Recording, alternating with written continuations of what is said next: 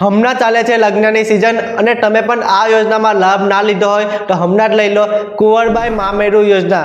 આ યોજના ઘણા સમયથી ચાલી આવી રહી છે, પણ ઘણા મિત્રોને ખબર નથી હોતી કે આમાં ફોર્મ કઈ રીતે ભરવું અને ઘણા એવા ગરીબ મિત્રો છે જે લોકોને આ યોજના વિશે કંઈ જ ખબર નથી હોતી। તો આ યોજનામાં 12,000 રૂપિયા મળે છે। 12,000 રૂપિયા મેળવવા માટે તમારે પહેલા આમાં રજીસ્ટ્રેશન કરવાનું છે, ફોર્મ ભરવાનું છે, પછી 12,000 રૂપિયા મળે છે। આ યોજના પહેલા ઓફલાઈન કરવામાં આવતી હતી, હવે આ યોજના ઓનલાઈન કરવામાં આવે છે। હવે આપણે જોઈએ પીસી માં કે કયા કયા ડોક્યુમેન્ટ લાગે અને આ ફોર્મ કઈ રીતે ભરવું। આ યોજનામાં લાભ લેવા માટે તમે આ પ્રોસેસ તમારા મોબાઈલમાં પણ કરાવી શકો છો અને જાતે પણ ભરી શકો છો, અથવા તો તમે કોઈ પણ ઓપરેટર પાસે ફોર્મ ભરાવી શકો છો। આ યોજનાનું ફોર્મ ભરવા માટે તમે તમારા ગ્રામ પંચાયતના વીસી ઓપરેટર પાસે પણ ભરાવી શકો છો। આ યોજનામાં તમે જે પણ ફોર્મ ભરવા માટે ડોક્યુમેન્ટ લઈ જાઓ છો એ ઓરિજિનલ સાથે લઈ જવાના છે અને વિનંતી કરીને જે પણ ઓપરેટર પાસે ફોર્મ ભરાવો, જે પણ ડોક્યુમેન્ટ અપલોડ કરાવો છો એ ઓરિજિનલ કરાવો તો સારું રહેશે। જેટલું ઓરિજિનલ તમે ડોક્યુમેન્ટ અપલોડ કરાવશો એટલી જલ્દી તમે આ સહાયમાં લાભ લઈ શકો છો। ચાલો હવે જોઈએ આપણા પીસીમાં કે કયા કયા ડોક્યુમેન્ટ લઈ જવાના છે અને કઈ વેબસાઇટ પર જઈને ફોર્મ ભરવાનું છે અને કઈ રીતે ભરવાનું છે। ડોક્યુમેન્ટ લઈ જતા પહેલા આપણી ચેનલને સબસ્ક્રાઇબ જરૂર કરજો, જેથી કરીને આવી યોજનામાં તમે લાભ લઈ શકો। આ યોજનાનો લાભ તમે મિસ ના કરો એટલે આપણી ચેનલને સબસ્ક્રાઇબ જરૂર કરજો। પહેલા ડોક્યુમેન્ટની વાત કરીએ તો આટલા ડોક્યુમેન્ટની જરૂર પડે છે: કન્યાનું આધાર કાર્ડ અને કન્યાના હસબન્ડનો આધાર કાર્ડ, કન્યાના પિતાનો વાર્ષિક આવક દાખલો, આવકનો દાખલો તમારે 6 લાખ કરતાં વધારે નહીં હોવો જોઈએ, કન્યાનું મેરેજ સર્ટિફિકેટ, બેંક પાસબુક અથવા તો કેન્સલ ચેક, આ બેમાંથી કોઈ પણ એક હશે તો પણ ચાલશે।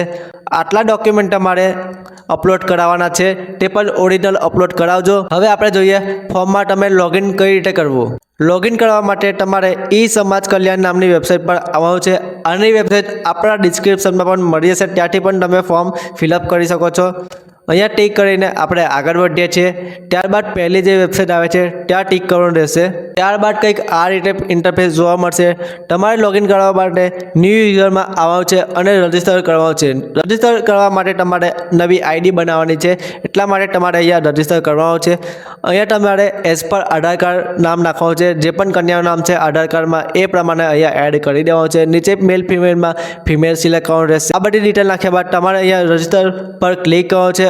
તમને રજિસ્ટર કરશો તો તમને યુઝર આઈડી અને પાસવર્ડ મળી જશે। એને તમારે પાસવર્ડ અને આઈડી નાખવાની છે, નીચે કેપ્ચર કોડ નાખીને લોગિન કરવાનું છે।